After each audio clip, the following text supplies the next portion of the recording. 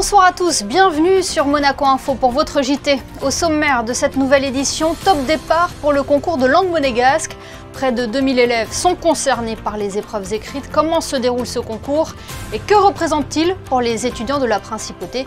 Christine Lanzerini, directeur général de l'institution François d'Assise Nicolas Barré, sera notre invitée. L'association monégasque pour l'aide et la protection de l'enfance inadaptée porte de nombreuses valeurs et est un bel exemple d'inclusion. Elle organisait aujourd'hui sa journée portes ouvertes, l'opportunité de mettre en valeur le travail de l'ensemble des bénéficiaires. Nous nous intéresserons également au nouveau code du monde de la communication. Audrey de Verdun, fondatrice de l'agence Young Racers, viendra décrypter avec nous les dernières tendances. Et puis ne manquez pas les portraits ce soir de Nolwenn Trongadi, médaillée d'argent au prestigieux concours Lépine, et d'Alan Hofer, passionné d'espace à seulement 17 ans et qui compte déjà à son actif la construction et le lancement de plusieurs fusées. Mais avant de développer ces titres, nous l'avons appris en cours de journée, Mike James a été sacré MVP de la saison 2023-2024 d'Euroleague, un titre qui vient couronner la saison exceptionnelle du meneur de la Roca Team, qui a inscrit son nom dans l'histoire de la compétition en devenant le meilleur marqueur de l'histoire d'Euroleague. Une saison inoubliable donc, avec l'AS Monaco Basket, qui s'est malheureusement finie aux portes du Final Four. Pour rappel, Mike James figure également dans le 5 majeur type de la saison 2023-2024 d'Euroleague. Il est déjà l'heure des premières épreuves de fin d'année pour les étudiants de la Principauté. Les épreuves écrites du concours de langue monégasque ont débuté lundi avec les lycéens de seconde. Elles se sont poursuivies aujourd'hui avec les collégiens et s'achèveront demain avec les élèves de CM2. Combien d'étudiants sont concernés? Que représente ce concours pour eux? Élément de réponse avec Alban Gingembre et Lionel Bernardi. Anche famo concurso de monégasco. Geu concurso de monégasco. Anche fagu au curso de monégasco. Ils sont près de 2000 à participer au concours de langue monégasque. Au programme, plusieurs épreuves avec l'identité de Monaco au cœur du sujet. On a une épreuve d'histoire de Monaco qui dure 15-20 minutes. Et ensuite, on a l'épreuve de langue qui est du monégasque. Et là, on a toutes les compétences qui sont du cadre européen. La compréhension de l'oral, la compréhension de l'écrit, les compétences linguistiques et puis une expression écrite également. Et après, on sélectionne les 10 meilleurs par niveau, donc les 10 meilleurs de CM2, de 6e, de 5e, 4e et 3e et de seconde, puisqu'ils ont choisi l'option et on les fait passer à l'oral. Le monégasque est obligatoire du CE2 jusqu'en classe de 3e. Par la suite, les élèves choisissent de prolonger leur apprentissage ou non. Pour beaucoup, c'est une évidence. Le monégasque, ça reste quand même la langue du pays et je trouve ça intéressant et important de l'apprendre et de la transmettre aux autres. On a quand même une langue à nous et du coup ça fait du bien de pouvoir... c'est notre marque. Je suis monégasque et j'ai envie de parler la langue parce que c'est la culture et du coup j'ai envie de continuer d'apprendre cette langue. La remise des prix du concours de langue monégasque est prévue au mois de juin dans la cour d'honneur de la mairie de Monaco. Et rejoignons à présent Christine Lanzerini, directeur général de l'institution François d'Assise Nicolas Barré, établissement qui a la particularité de compter de nombreux élèves qui participent à ce concours de l'école à la terminale. Bonsoir Christine Lanzerini. Bonsoir Émilie. C'est toujours un moment important dans la vie d'un étudiant. Celui-ci est peut-être un petit peu plus particulier pour les élèves monégasques. Oui, effectivement, le concours de monégasque est un moment privilégié, c'est un moment un petit peu stressant, mais un moment qui est très attendu par les élèves, parce que nous avons la chance, si vous voulez, de voir sur l'institution FNB les élèves qui concourent au niveau de l'école, au niveau du collège et au niveau du lycée. Pour donner un chiffre, cette année, nous avons 563 élèves sur l'ensemble de l'institution qui concourent, et nous sommes très très contents et très très fiers, puisque nous avons des élèves qui partent du CE2 et qui vont jusqu'en classe de terminale. Terminale, à savoir que c'est une élève qui va concourir, non pas par un écrit, mais qui va déposer un dossier. Donc, si vous voulez, nous sommes très ravis, nous sommes contents que nos élèves puissent faire vivre la langue monégasque à ce niveau-là. Et effectivement, à titre personnel, je suis très fière que l'institution puisse présenter autant d'élèves à ce concours, qui est le concours de monégasque, donc qui représente bien la fierté de Monaco.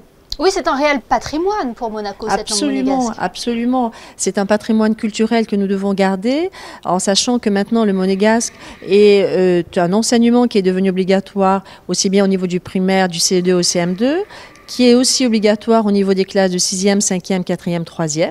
À partir de la classe de seconde, c'est un enseignement facultatif, c'est une option, mais là aussi, je dois donner un chiffre qui est très parlant et qui est, on va dire, une grosse satisfaction à notre niveau. Cette année, j'ai 17 élèves en classe de seconde qui participent au concours. Ça veut donc dire que cette langue n'est pas qu'une langue, on va dire, régionale, une langue peu utilisée, puisque les élèves sont très fiers de pouvoir continuer à participer à la langue monégasque, à concourir et l'utiliser certainement.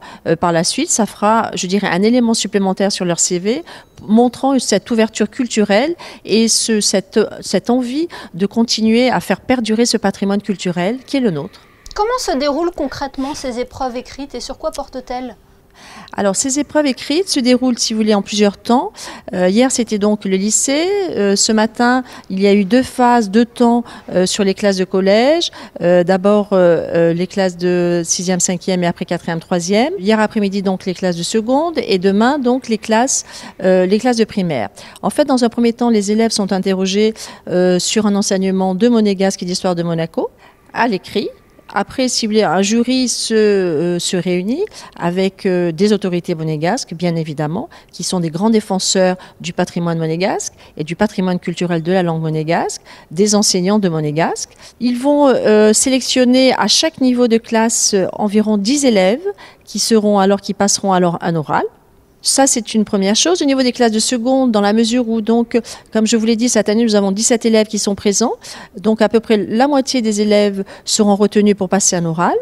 Et après de cet oral, donc effectivement, les meilleurs d'entre eux seront retenus pour faire partie de cette superbe soirée qui est la remise des prix. Cette soirée est présidée évidemment par Monseigneur le Prince Albert II, mais toutes les autorités de Monaco sont présentes à cette très très belle soirée qui a lieu dans la cour de la mairie donc de Monaco, mi-juin. Oui, on l'entend, ces épreuves écrites ne sont que le premier volet de ce concours. Comment les élèves abordent-ils cette échéance? On l'a évoqué ensemble avec beaucoup de sérieux, hein.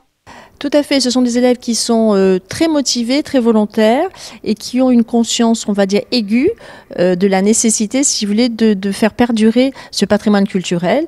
Donc, c'est une envie, c'est pas simplement un enseignement comme un autre, c'est une envie, si vous voulez, de continuer à faire parler le monégasque et avoir justement cette particularité que nous avons sur le territoire de pouvoir parler le monégasque, pas simplement au niveau des personnes, on va dire, plus âgées, mais aussi bien au niveau de nos jeunes.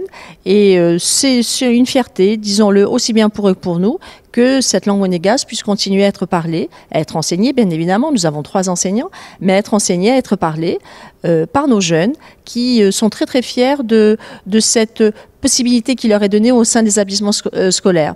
Sachez que dans les élèves qui continuent cette langue monégasque, qui continuent de poursuivre cet enseignement, nous avons aussi beaucoup d'étrangers qui sont très très fiers. Nous avons même des élèves russes qui sont très très fiers de suivre l'enseignement qui devient un enseignement optionnel à partir de la classe de seconde.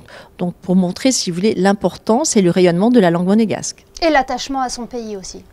Et évidemment, bien évidemment, l'attachement, je dirais, des monégasques, des résidents, mais de toute personne qui réside sur le territoire, quelle que soit sa nationalité, ces personnes-là sont très fières de pouvoir appartenir, comme vous le dites, et de pouvoir montrer, je dirais, leur volonté d'appartenir véritablement à cette langue, donc à la culture monégasque, et évidemment à la famille princière, qui, je dirais, est l'emblème évidemment suprême de la langue monégasque. Eh bien, merci beaucoup, Christine Lanzerini, d'avoir été notre invitée. Comment dire en monégasque? Assez révélé? Assez révélé. Et ces épreuves du concours de langue monégasque appellent à d'autres épreuves, celles du baccalauréat, qui débuteront dans quelques semaines. Pour préparer au mieux cette échéance, la bibliothèque Louis Notari a décidé d'augmenter sa capacité d'accueil pour offrir un espace de révision idéal aux étudiants. Plus d'informations sur le site officiel de la mairie. Nous recevions hier Luc Denis, directeur de l'AMAPI, entretien à voir ou à revoir sur nos réseaux sociaux. Eh bien, l'association monégasque pour l'aide et la protection de l'enfance inadaptée a organisé une journée portes ouvertes aujourd'hui pour présenter le travail de ses bénéficiaires. Le reportage de Christine Datomel et Jean-Alexandre Dordet. Après les fêtes de Noël, les bénéficiaires de l'AMAPI ont mis cette fois à l'honneur la fête des mères et la fête des pères à l'occasion de cette nouvelle journée porte ouverte dans les locaux de l'association. Oui, c'est un rendez-vous qu'on ne manque jamais. C'est vraiment une réalisation fantastique. Tous les ans, on voit l'investissement de tous ces jeunes et moins jeunes qui réalisent, dans la mesure de leur capacité, des œuvres, des ouvrages, des petits objets absolument artisanaux avec des matériaux de récupération. Et c'est chaque fois un plaisir que de les rencontrer, d'assister à leur joie de pouvoir présenter leur réalisation. Situé au cœur du quartier industriel de Fontvieille, le centre d'activité Princesse Stéphanie An accueille à l'année des travailleurs handicapés et leur propose une multitude d'activités. Sur le CAPS 1, on est environ une trentaine. Donc ils ont plus ou moins tous participé à ces événements. Et ensuite, nous avons un petit groupe du CAPS 2 qui est aujourd'hui venu avec nous. Mais ils ont préparé avec tous leurs copains qui sont au CAPS 2 plein de petits objets. On a la partie jardin avec Pascal qui s'occupe de l'entretien de jardin. Il présente des plantes, il y a des paniers, on a tout ce qui est objets confectionnés par les bénéficiaires. Il y a des objets de déco, il y a des savons, des kits de savon, des bougies, des paniers de choses alimentaires aussi. On fait toujours des petites confections alimentaires. On a une partie où on présente l'inclusion en société avec des bières. C'est là où on va travailler une fois par semaine pour l'étiquetage, des bracelets et plein d'autres choses. En plus de leur travail et des animations organisées, les usagers de la MAPI bénéficient également d'activités de développement personnel, d'un soutien psychologique et d'un accompagnement éducatif afin de favoriser l'autonomie et la sociabilisation des compétences essentielles. On fait un peu de tout, on prépare d'avant, on prépare des bracelets, on prépare un peu tout, on prépare les paniers, on va chercher, on monte tout. C'est génial, c'est super génial. Un événement qui, une fois de plus, attirait de nombreuses personnes souhaitant d'une part apporter leur soutien à l'association, les bénéfices de cette vente étant au profit de la MAPI, et d'autre part recherchant l'authenticité, les objets créés pour l'occasion regorgeant tous de générosité, d'ingéniosité, mais aussi de savoir-faire. 44 modèles de voitures d'exception étaient vendus aux enchères dernièrement en principauté. Des joyaux automobiles issus de la collection privée d'un passionné suédois qui a décidé de se séparer de son somptueux patrimoine. Tous ces bolides ont trouvé preneur sous le marteau d'Arcurial. Le total de la vente a dépassé les 30 millions d'euros. Coup de projecteur à présent sur une jeune chef d'entreprise de Monaco. Elle est actuellement à Cannes pour le Festival du film et rentrera la semaine prochaine en principauté pour le Grand Prix de Formule 1. Audrey de Verdun est la fondatrice de l'agence de communication Young Racers. Sa clientèle est internationale et séduite par le cadre et les événements uniques qui se déroulent à Monaco et sur la French Riviera. Elle nous dévoile les nouveaux codes du monde de la communication. Audrey de Verdun est interrogée par Patricia Navarro. Bonsoir Audrey de Verdun. Bonsoir, merci de m'inviter sur Monaco Info. Vous exercez un métier qui fait partie de ces métiers dits émergents, qui collent parfaitement aux nouvelles tendances. Est-ce que vous pouvez nous le présenter ? Alors oui, j'ai fondé en 2020 une agence de communication qui s'appelle Young Racers, avec pour objectif de devenir le point de contact pour des marques locales et internationales sur la Côte d'Azur qui souhaiteraient développer des projets créatifs dans le Sud. Votre terrain de jeu, c'est Monaco, c'est la French Riviera, c'est une région que l'on peut qualifier d'iconique. Oui, tout à fait. Comme je suis née à Monaco, c'est vraiment la maison et je me suis rendu compte pendant le confinement, quand nous étions tous bloqués à Monaco, combien il était bon de vivre à Monaco. Et puis si on regarde d'une autre façon, il y a la géographie, la météo, une clientèle internationale, il y a beaucoup de passages. Toutes les marques passent au moins une fois par an dans le Sud, que ce soit à Monaco pour le Grand Prix, pour le tennis, pour le Festival de Cannes, la saison à Saint-Tropez. Et je me suis dit, pourquoi pas essayer de débuter une activité à Monaco. Donc en fait, vous construisez, c'est ça, des passerelles pour des partenariats gagnant-gagnant entre les grandes marques du domaine du luxe et peut-être des personnalités, personnalité issue du monde du sport ou de la musique, par exemple? Oui, tout à fait. En fait, ça va dans deux sens. Pour les marques internationales, j'essaie de représenter Monaco et d'essayer de devenir leur point de contact si elles souhaitent développer des projets dans le sud, en essayant de faciliter l'accès à Monaco. Et puis, il y a une connaissance locale du marché que peut-être les marques n'ont pas quand elles viennent se rendre en principauté. Et à l'inverse, pour les soit athlètes, talents locaux, soit les marques locales, j'essaie de les représenter à l'international, c'est-à-dire à faire une passerelle en disant je connais telle personne, tel talent qui a beaucoup de potentiel, est-ce que ça vous intéresserait de l'avoir à un défilé ou de faire un shoot éditorial avec cette personne? Donc j'essaie de représenter Monaco dans les deux sens. Le Festival de Cannes, cela risque d'avoir aussi des répercussions importantes pour vous. Il y a des projets dont on peut peut-être, sans trahir trop de secrets, déjà dévoiler le contenu? Pour Cannes, pour la deuxième année consécutive, je travaille pour une maison de luxe pour accueillir leurs ambassadeurs et je les aide avec la coordination de toute cette logistique. Et ce qui vous tient très à cœur, Audrey, c'est de développer des projets qui permettraient aussi de renforcer le fait que Monaco parle le langage jeune actuel et soit positionné sur la carte mondiale créative comme beaucoup d'autres destinations déjà. Je fais toujours cette analyse que Monaco s'est développé avec une certaine idée de old luxury, l'ancien luxe, avec l'organisation de bals, l'immobilier. Vraiment, c'était une idée de old money. Et aujourd'hui, les jeunes qui souhaitent dépenser préfèrent presque mettre de l'argent dans une chaussure, on va dire, Balenciaga, plutôt que d'aller à un bal. Et je trouve que c'est important de communiquer ce langage aujourd'hui parce que ces jeunes, quand ils auront les moyens de dépenser, on va dire, quand ils arriveront vers 40-50 ans, s'ils n'auront pas créé d'attachement émotionnel avec Monaco, ils risquent de passer plus leur temps dans des destinations qui ont su capter leur curiosité comme Ibiza, Londres, Los Angeles. Et Monaco, avec tous les atouts que la ville a, ce serait dommage de passer à côté de ça et de rester sur un modèle de old luxury. Plus globalement, sur quels autres types de projets travaillez-vous actuellement?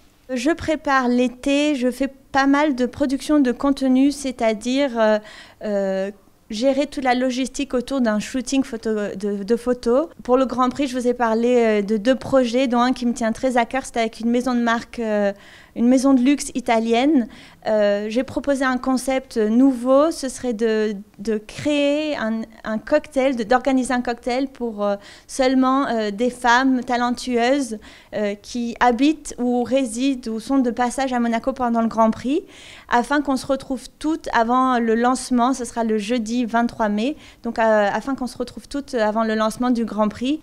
On a parlé de la région, c'est vrai que les réseaux sociaux, c'est un terrain d'expression qui est capital pour le développement de ce type d'activité. Tout à fait.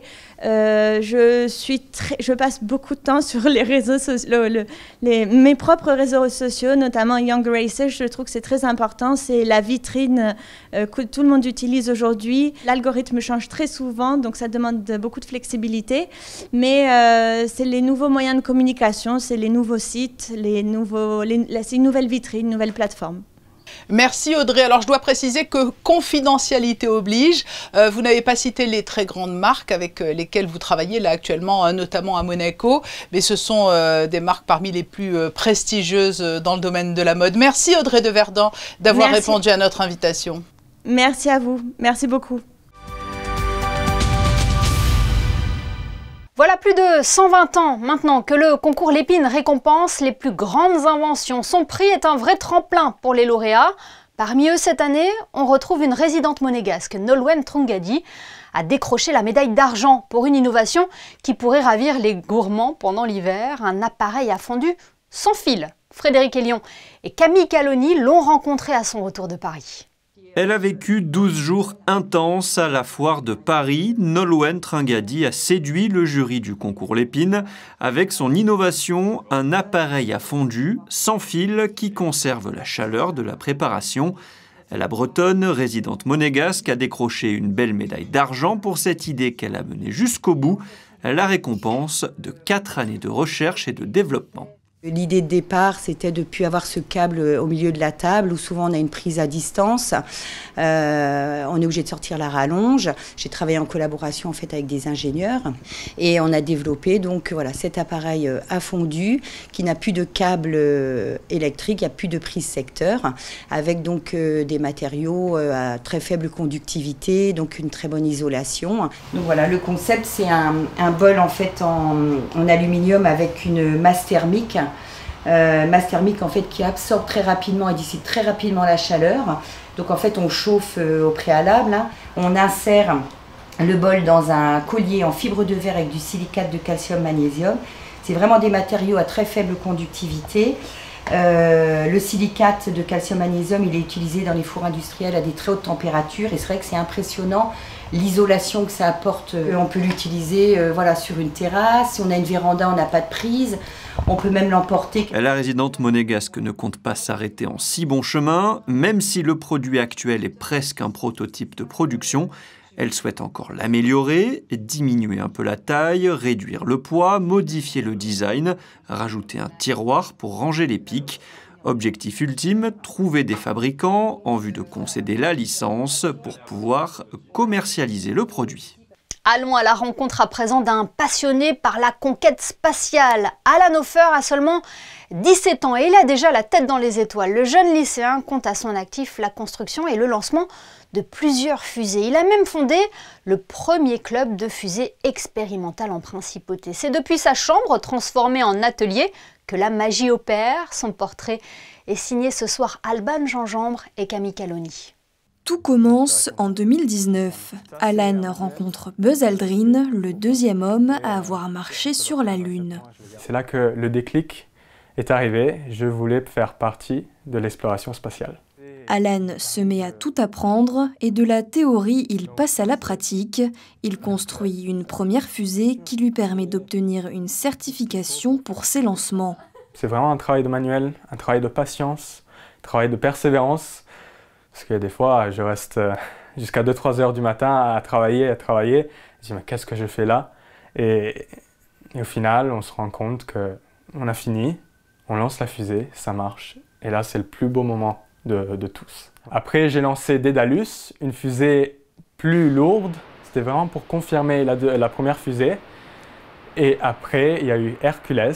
J'ai fait vraiment un bond en technologie. Et donc, Hercules est allé à 1000 mètres, si je me souviens bien. Et ça m'a permis d'obtenir la Level 2 Triple E Certification, qui me permet maintenant de lancer des fusées jusqu'à 10 km d'altitude. Ici, on a mon petit atelier avec une loupe pour souder les composants avec la soudeuse. Et en bas, on a le composant le plus important de l'atelier, l'imprimante 3D qui me permet de faire plein de parties de ma fusée.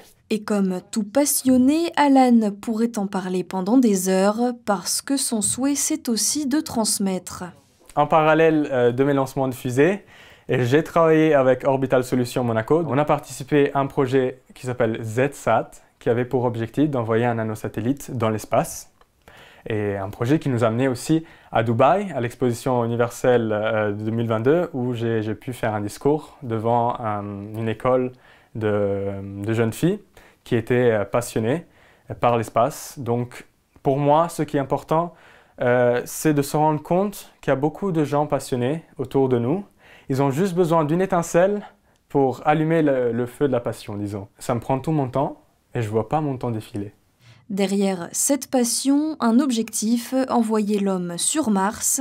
En attendant, Alan travaille déjà sur un nouveau modèle de fusée, un projet de taille qui reste secret pour le moment. Seulement 17 ans et déjà tout d'un grand. Dans le reste de l'actualité en bref, l'équipe féminine du cercle d'échecs de Monte-Carlo s'est qualifiée Pour les demi-finales du top 12 championnat qui réunit les meilleurs clubs affiliés à la Fédération française des échecs, Monaco sera opposé à l'équipe de Chartres fin juin pour une place en finale. Alban Jean-Jambe nous a rejoint en studio pour les prévisions météo. Bonsoir Alban, avez-vous de bonnes nouvelles à nous annoncer pour la journée de mercredi ?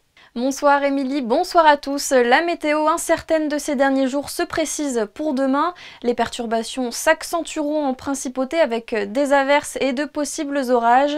Vous pourrez sortir couvert puisque les températures aussi se rafraîchissent. 16 degrés le matin et jusqu'à 18 degrés l'après-midi. Le printemps n'est donc pas encore vraiment là. Et en ce mercredi 15 mai pluvieux, vous pourrez souhaiter une bonne fête aux Denises. Merci pour toutes ces précisions Alban et merci à vous de nous avoir suivis. L'information continue sur nos réseaux sociaux et notre site internet. On se quitte ce soir avec les photos de Manuel Vitali mettant à l'honneur les bénéficiaires de l'AMAPI. Excellente soirée à tous et à demain 19h pour un nouveau JT sur Monaco Info.